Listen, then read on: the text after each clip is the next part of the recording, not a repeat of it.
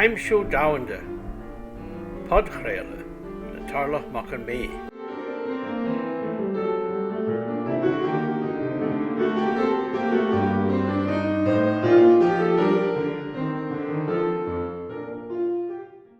Is seo tarlach mac an mé I caintlibh.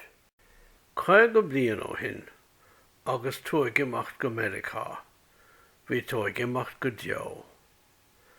Bhí tóg a tháinig in áit nua an réabhlóide den domhan. Rinne tóg de dhéal chun teachtasteach Ní a bhéon ráha agat, mar bhí tóg anseo sa deoraíocht agus ní an sin in éireann. Dar nói, Dino taifeadta faoi éireann Gaeilge. Agus bhí is agat go maith, go a bhíon éireann a bhí tú agus an taifeadta shaol, mar bhí an tracht I glóiseacht an déobh chléad an bhóthar. Agus óirinte nuair a dhúisigh tú, na raibh tú ó chinnte ar feadh cúpla nóiméad, cá raibh tú, an seo nó an siúd. Ach anois, bí an cuma an taifeadta an Ceol, fiú bháin agus tú a dhúiseacht. Tá athruithe mór tagtha ar an deoraíocht. Anois bí an buint agat leis an dá áit, an seo agus an siúd. Marann tú in dá héal. Ba é fírinne an scéal a gcónaí riamh go raibh dhá héal ag an deoraí. War sé a saol na tíre nua agus é gobar I rith an lae, ach sa tránóna agus é ina cheach féin ag machnamh ar a thuaimhneas, war sé fós in éireann. Chaoinnig sé ar éireann mar a bhí sé nuair a d'fhág sé an seanbhaile na blianta ó shin. Ach anois bí an aithne aige ar éireann mar atá sí I láthair na huaire. Sin an slí ina míon an deoraí ag marachtáil an dhá héal anois. Agus an chúis leis seo, ar an gcéaddul síos, dá sé bhd níos éasca anois bheith ag taistil an nón is an áil idir Mheiricá agus an seanóid. Bí an tumar osín fadó, bí an capal dríochta agat, a bhfuil ar a chumas rith go tapa ar bharr na don, agus tú a bhreith leis go héireann trim chosach, agus a ráis a ríist.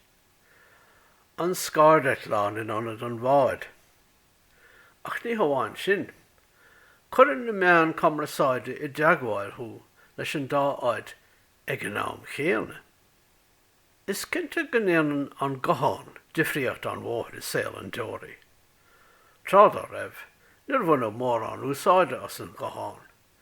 Ní thugadh gléoch gcatháin ón seanóid ach dáméocht in éigean marmh.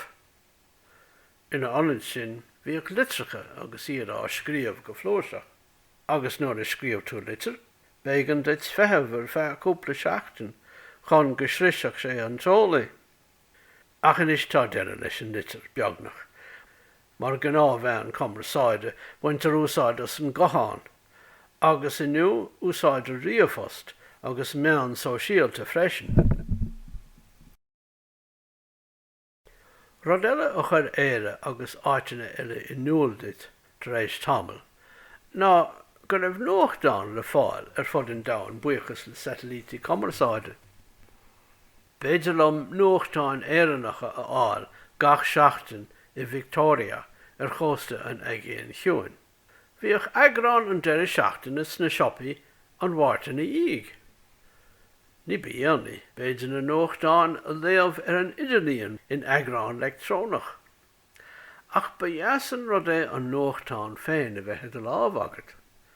Tá nó bhí baint faoi leithéigh nuachtáin an lé le nósanna an gnáthín nach raibh géan rud eile. Cheapfá agus nuachtáin ó baile átha clia I do ghlach go raibh tú ann. Is mar sin a bhí an deoraí an lé inniu ag marachtáil in dhá héal. Caithfidh go bhfuil torra ag na nithe seo eile ar eagna agus ar dhearca an duine. Chun an scéanna bhíonú go beacht, ní bhíon pointe tagartha agat. nó chun bheith níos cruinne bíonn níos mó ná pointe tagartha amháin agat. Dúirt an fealsa Francach Paul Virilio go raibh an globalisation agus virtualisation.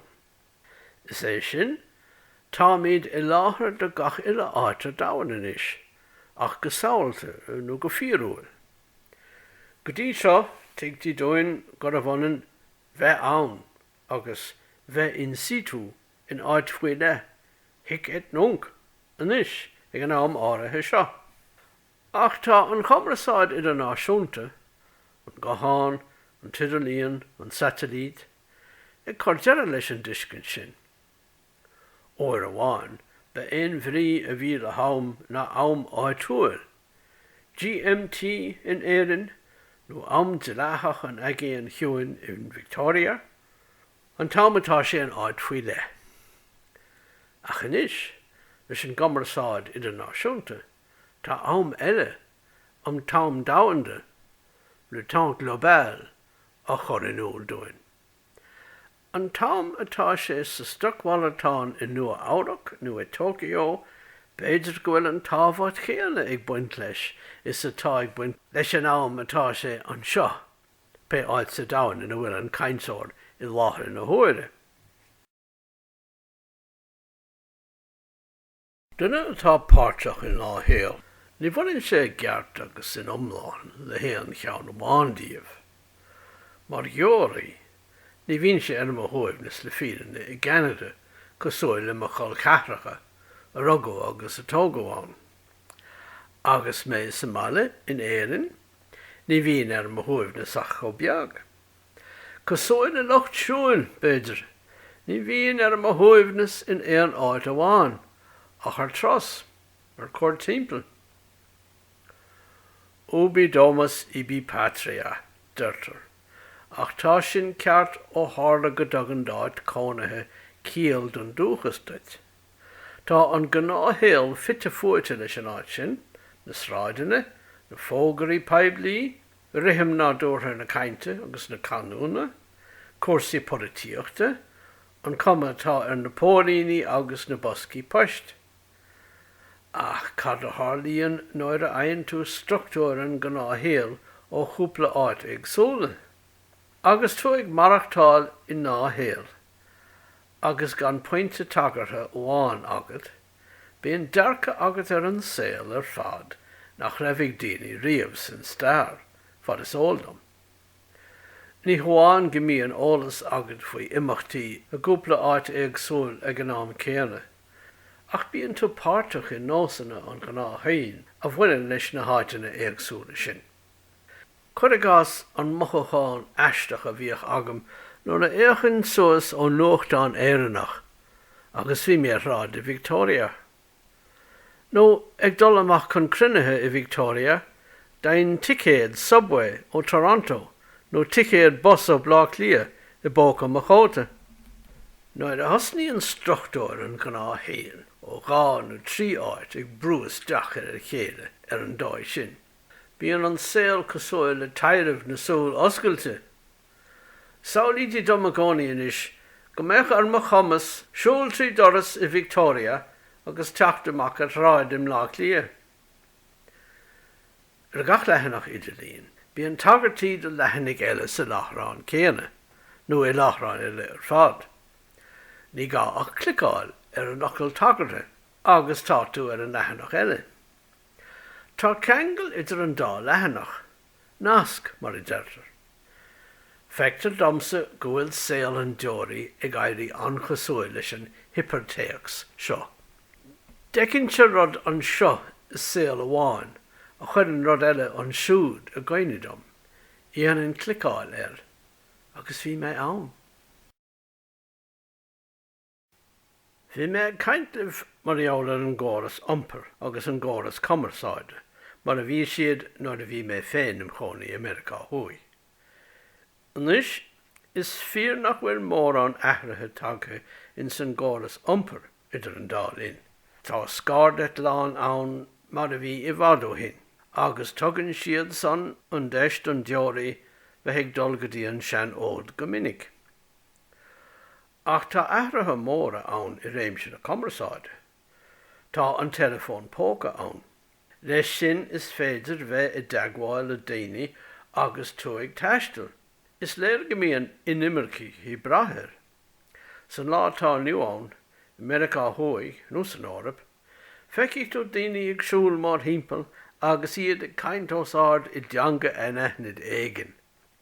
Is féidir le duine bheith deagháil go minic ní hóáin le na bhaintear sa tír nua, ach le na bhaintear thar leabhar.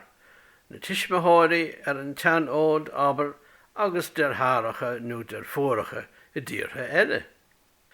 Na hin immercií a bhíon aithne agam orthu ón áise mar hampla an seo. Caitheann siad a lán ama ag caint le na muintear mar sin. An rud eile tá ann ná an réabhare.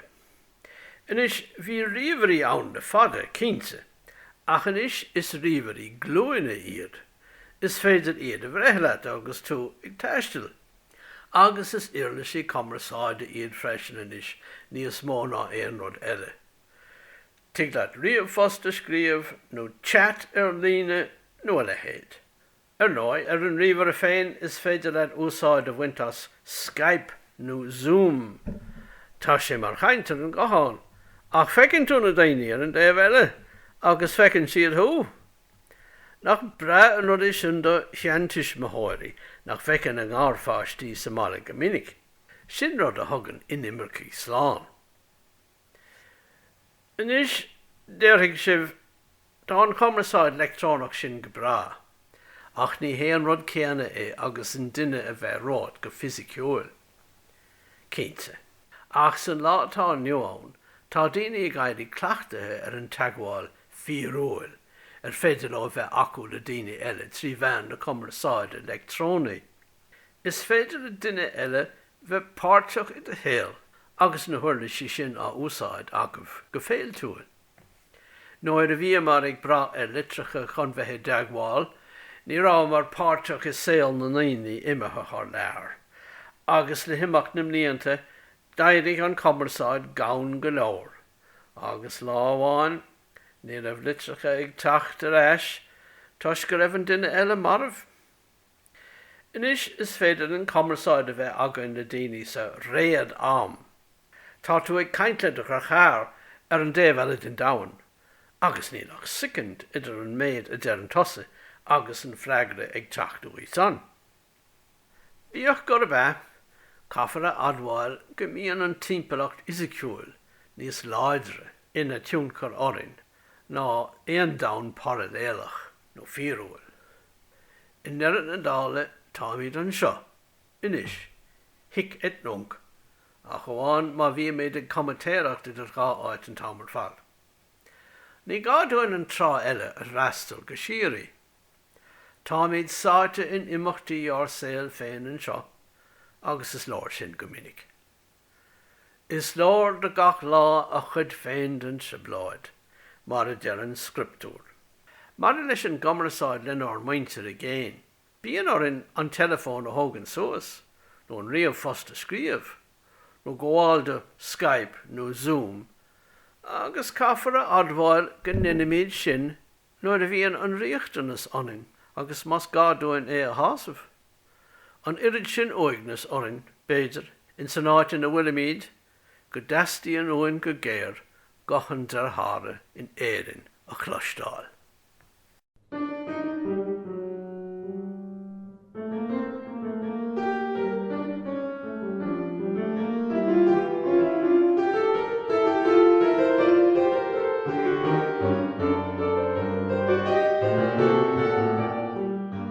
Bhí sé bhí géisteach le Aimsiú domhanda, Podchraoladh, le tarlach mac an mé.